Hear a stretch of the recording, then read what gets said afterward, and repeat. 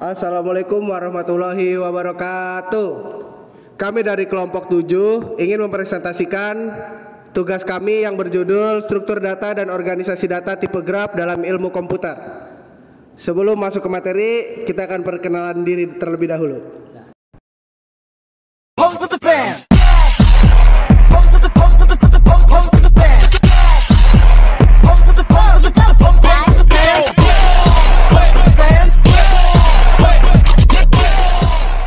Assalamualaikum warahmatullahi wabarakatuh.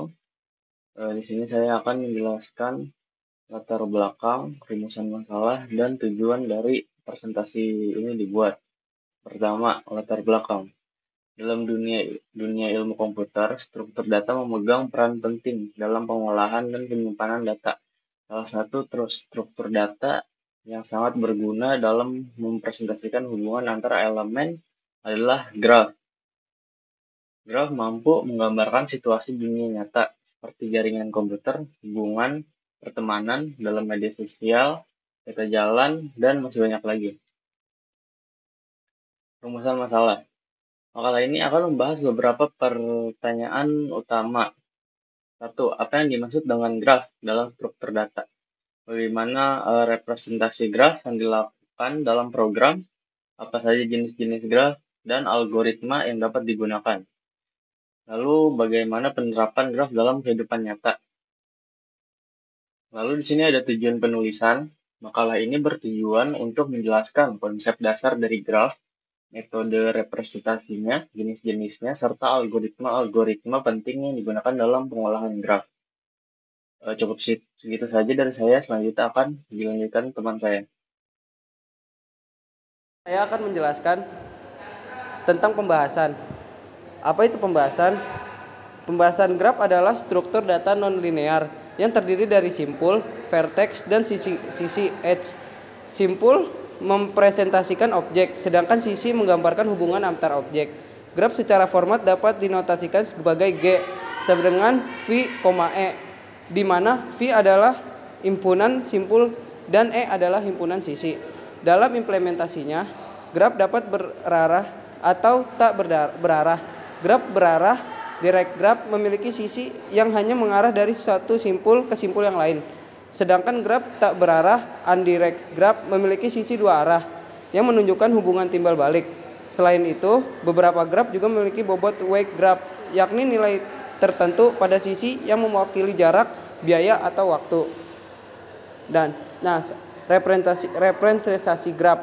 Ada dua metode populer dalam mempresentasikan graf, yaitu adjancing list dan adjancing matrix. Adjancing list menggunakan array atau daftar untuk setiap simpul yang masing-masing menyimpan daftar simpul tetangga. Representasi ini sangat efisien dalam hal ruang untuk graf yang memiliki sedikit sisi spare graph. Sementara itu, adjancing matrix menggunakan matriks dua dimensi dengan ukuran V kali V, di mana nilai 1 atau bobot diletakkan pada posisi I atau J. Jika ada sisi antara simpul I dan J, representasi ini lebih cepat untuk memeriksa keberadaan sisi, tetapi memerlukan ruang yang lebih besar, terutama untuk graf yang jarang. Terima kasih. Di sini saya akan menjelaskan tentang jenis-jenis graf. Berdasarkan strukturnya, graf dapat diklasifikasikan menjadi berbagai jenis. Graf sederhana adalah graf yang tidak memiliki sisi ganda atau loop. Graf berarah menyatakan arah dari satu simpul ke simpul lainnya, sedangkan graf tak berarah menunjukkan hubungan dua arah. Jadi di sini graf itu ada tiga, graf sederhana, graf berarah, dan graf tak berarah. Selain itu terdapat juga graf berbobot, di mana setiap sisi memiliki nilai tertentu, dan graf tak berbobot yang tidak memiliki nilai pada sisi-sisinya. Ada pula pohon atau tree yang merupakan jenis graf tak berarah dan asiklik yang digunakan dalam banyak struktur hierarkis seperti file system. Pada slide selanjutnya saya akan menjelaskan tentang algoritma graf. Pengolahan data dalam graf memerlukan sejumlah algoritma dasar. Dua algoritma traversing yang paling umum adalah depth first search dan breadth first search. Depth first search menjelajahi graf dalam menyusuri simpul secara mendalam terlebih dahulu, sedangkan breadth first search memproses simpul dalam urutan kedekatannya dari simpul awal. Untuk pencarian jalur terpendek, algoritma Dijkstra sangat populer, terutama pada graf berbobot dengan bobot positif. Bellman-Ford juga digunakan untuk graf yang memungkinkan bobot negatif. Sementara itu, dalam pembangunan spanning tree, algoritma seperti Prim dan Kruskal sering digunakan. Selanjutnya pada slide setelahnya penerapan graf. Graf banyak diterapkan di berbagai bidang. Dalam dunia teknologi, graf digunakan dalam pemodelan jaringan komputer dan routing data.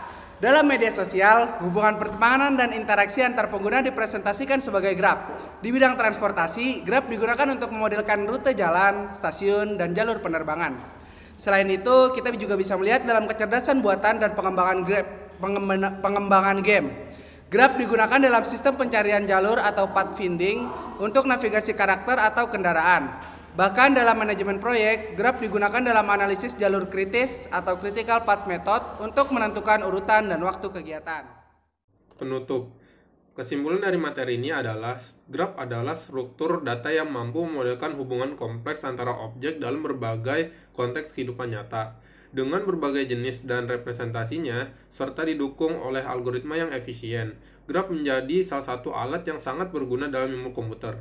Sarannya adalah untuk menguasai materi graf, mahasiswa perlu memahami tidak hanya konsep teoritis, tetapi juga praktik implementasi algoritma dan representasi graf dalam kode program. Sekian dari presentasi kami. Terima kasih telah mendengarkan. Wassalamualaikum warahmatullahi wabarakatuh.